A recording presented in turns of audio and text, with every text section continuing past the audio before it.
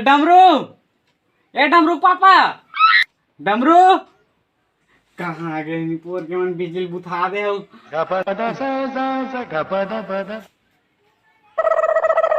कर सकत हज मंटोरा। हाँ कर सकते थे।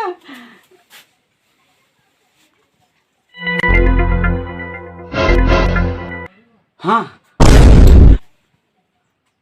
ते कर सकत दई। हाँ ते कर सकत हज।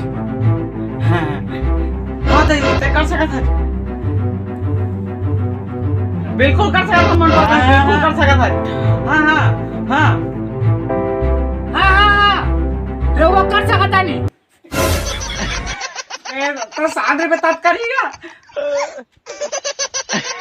हाँ ते कर बल का दे, यू कैन डू इट। हाँ हाँ थोकना तो बड़ी बस थोकना हम हम डू इट दाई कर सकत है। हम डू इट दाई कर सकत ते कर बल का दे, यू कैन डू इट। हाँ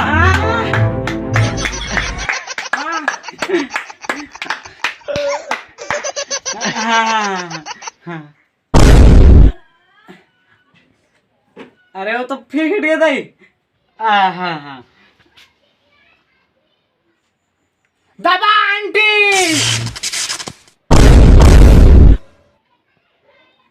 अरे क्या हो गए?